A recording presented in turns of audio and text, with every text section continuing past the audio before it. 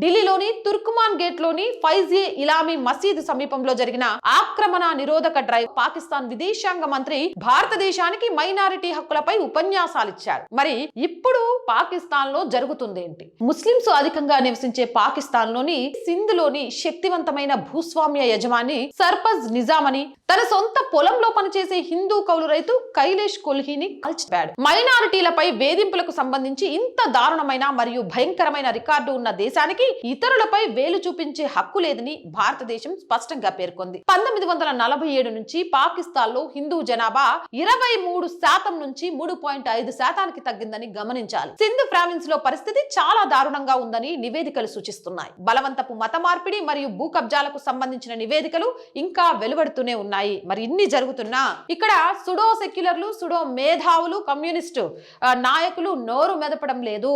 అంటే వీళ్ళ దృష్టిలో మైనారిటీలు అంటే అన్యమతస్తులేనా?